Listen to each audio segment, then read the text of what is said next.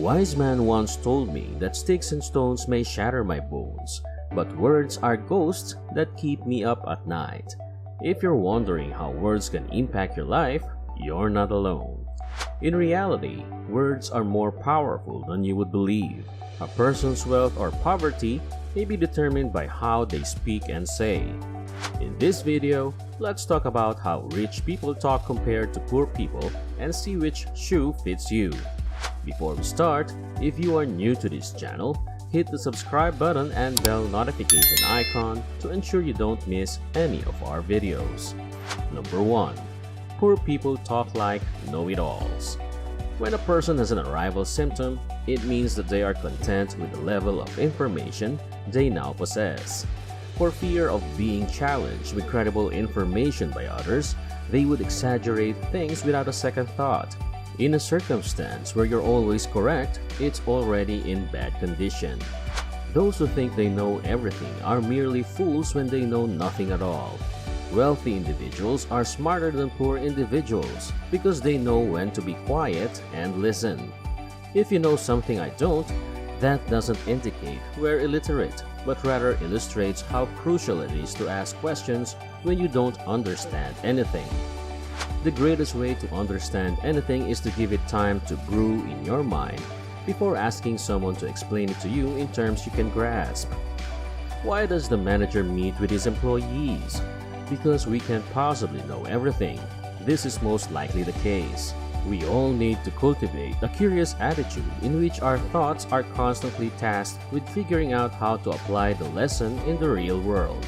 If you are unable to acquire an answer from one person, do not be hesitant to approach someone else.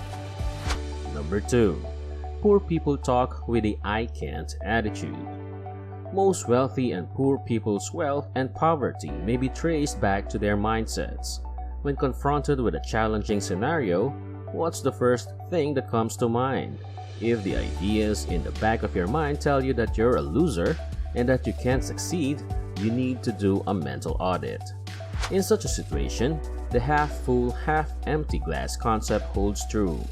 Just as the illustrious philosophers found, the first step to becoming wealthy is to adopt a mentality that is more in line with that of a wealthy individual. In many ways, these wealthy tycoons out here are like the rest of us. They started out as ordinary people. Why did they persevere? Because they had a strong desire and a positive outlook on life. Because of these amazing guys, now we have the opportunity to see the art-crafted work of Bill Gates, the developer of Microsoft Windows. Bill Gates never gave up on his ambition, no matter how many times he failed. Poor people's current circumstance has clouded their judgment, preventing them from seeing the broader picture. Until you try, you'll never know how far a simple "I'll give it another go" may take you. To see and think beyond the box in this situation, we must eliminate the term "can't" from our dictionary. You'll be able to outmaneuver the most challenging difficulties in life once your mind starts declaring your achievement. The fact is that the poor are always whining, but whining gets you nowhere.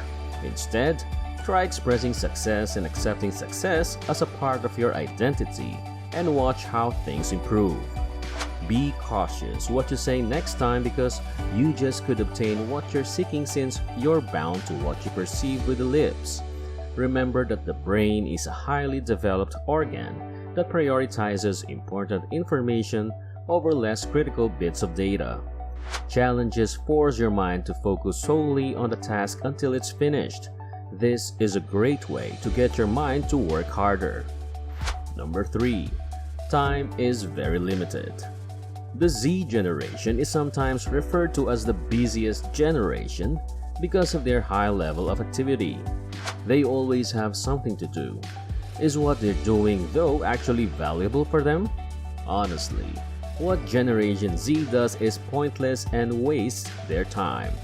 People like them are like the poor, who have no time to relax on the weekends or find a pastime. The most common excuse given by those who don't go to events is that they are overworked and don't have time. On the other hand, the rich always appear to have time for other pursuits. This is because they were taught a new technique to articulate their words. It's better to explain why they'd rather stay at home than giving a long list of excuses. Because of this, they could master the skill of delegating responsibilities to others.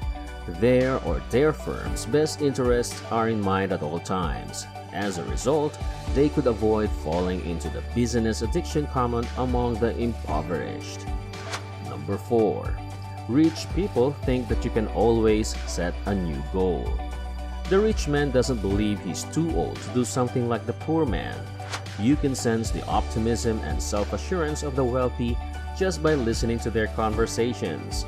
Even a rich person who is 70 years old still has aspirations for the future, and their firm conviction in themselves is something to admire. It's not uncommon for the poor to fail at accomplishing tasks and creating new objectives because they've set an expiry date for themselves. In the grand scheme of things, 50 is only a number. No matter how much time you've squandered in the past, you can't just say that you're okay with the way your life is. Unless you're a stubborn, lowly squatter, you're doomed from the moment you quit believing. Once you've learned to accept life as it is, you can focus on building the future you've always envisioned for yourself. Number 5. They're fortunate, but I'm not attitude. When people believe that chance plays a role in their financial success, they are doomed to fail. You can't blame your lack of success on luck or other people's actions if you want to get rich.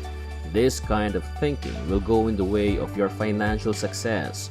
Regardless of socioeconomic status, all children have the same opportunity to succeed in the game. You'll never rise out of the bottom when you believe you're unlucky. When you have a scarcity mentality, you're more likely to blame others for your lack of achievement and even diminish your odds of success. Stay true to yourself even when you fail, and keep trying until it works out for you instead of blaming others. Number 6. People in poverty are notoriously vocal about their woes. You'll be able to discern the rich from the poor in only 5 minutes if you walk up to any table at any event. Anyone who complains about anything is an easy target. As long as they're still getting paid the same, they'll gripe about how much longer their workdays have gotten. As a result, they'll never go out of their comfort zone and seek new chances. You can bet they'll slam anything from bad weather to bad leaders to nasty service charges. Unlike the wealthy, who have perfected the skill of not raising any issues. This does not imply that they have never had the impression that anything was wrong or that the service provided was subpar compared to the prices charged. Instead of being the ones who complain, they should be the ones who find solutions. In this way, they can identify areas where they can provide clients with higher quality services at lower prices. Number 7. Rich people say that taking risk is a good thing. If you don't take a chance, you'll never know what may have happened. When it comes to the poor, risk-taking should be avoided at all costs since it is risky. On the other side, the wealthy population thinks about danger as a chance to do something extraordinary, and they tell you why. You'll know if you've heard a wealthy person's tale of triumph. For the rich, risk-taking is a way of life, and they'll go all in with no reservations. I've found that the poor anticipate fast pleasure and don't put in the effort to get the rewards. As a result, the wealthy are becoming ever more prosperous.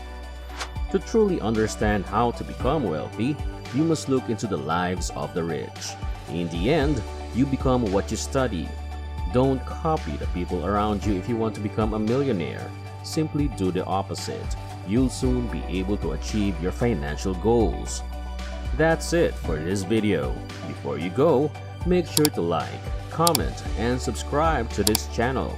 Also, don't forget to hit the notification bell to get updated on our latest uploads.